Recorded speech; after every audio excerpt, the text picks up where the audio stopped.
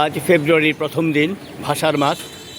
ভাষা শহীদদের প্রতি শ্রদ্ধা জানিয়ে আমার বক্তব্য হচ্ছে যে সামনে নির্বাচন, আর মাত্র 11 দিন বাকি।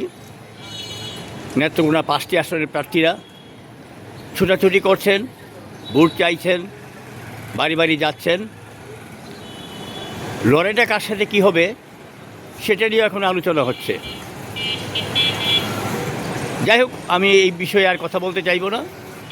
আমি আজকে নেত্রকোনা প্রকৃতির কথা বলছি। আজকে রোদের তাপ কম, আকাশে কিছুটা কুয়াশা আছে, আবার কিছুটা মেঘও আছে। আমি প্রেসক্লাবের ছাদে দাঁড়িয়ে এই ভিডিওটি করছি। প্রেসক্লাবের সড়কটি ব্যস্ত সড়ক, সব গাড়ি এদিকে যাচ্ছে, রাস্তা সংস্কার হচ্ছে। এই দেখুন কত দূরে বাড়িঘর দেখাচ্ছি। আমার এইগুলি হচ্ছে মসজিদ কোয়ার্টার, মুক্তারপাড়া এলাকা, পুরাতন ডিসি অফিস সড়ক, সেটা দেখছি আমরা। শব্দের জন্য কোনো কিছু করা যাচ্ছে না, ধোলায় অন্ধকার। মুক্তারপাড়া মাঠটা তো দারুণ অবস্থা। কবে যে রাস্তার কাজ শেষ হবে আমরা এখনও কিছুই বুঝতে পারছি না। যাই হোক, তবু রাস্তার সংস্কার হচ্ছে, হোক, আমরা এটা চাই। যত তাড়াতাড়ি সম্ভব আমরা বলবো, অনুরোধ করব তাড়াতাড়ি রাস্তাগুলি শেষ করেন। প্রেসক্লাবের উত্তর দিকে আইটি কেন্দ্র, ladies club, tennis club, sub registry office, এটা যে কবে সংস্কার করা হবে, নতুন ভবন নির্মাণ করা হবে, এখন পর্যন্ত আমরা কিছুই জানি না। এখানে ঘিঞ্জি এলাকা, ভিতরে বসা যারা, বৃষ্টির সময় পানি পড়ে, কিন্তু সেদিকে সরকারের কোনো খেয়াল নেই।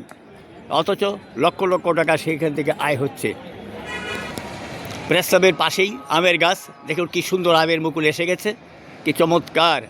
কদিন পরে আম ধরবে, কী সুন্দর দৃশ্য দেখেন, ভালো লাগলো দেখতে।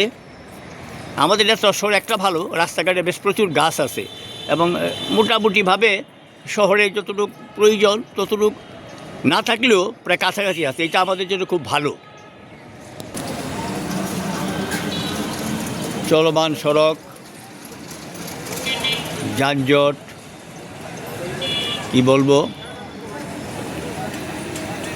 রাত 1টা-2টা পর্যন্ত ওই যানবাহনগুলি চলাফেরা করে। চারদিকে শুধু বাড়ি বাড়ি বাড়ি, উঁচা উঁচা লম্বা লম্বা বাড়ি, ঘর, বিল্ডিং। প্রথম শ্রেণীর জেলা হলেও নেত্রকোনার সার্বিক উন্নয়ন এখন অনেক বাকি। আমরা চাই নেত্রকোনার উন্নয়ন হোক দ্রুত। যে সরকারি ক্ষমতা আসবে তাদের কিছু অনুরোধ থাকবে, আপনার নেত্রকোনার উন্নয়নে সার্বিকভাবে একসাথে বসে আপনারা কাজ করবেন, তাহলে আমরা উন্নয়ন হবে। বিচ্ছিন্ন কিছু যাতে না হয় সেদিকে আপনারা খেয়াল রাখবেন। কি বলবো আর, এখানেই আমার বক্তব্য শেষ করতে হচ্ছে।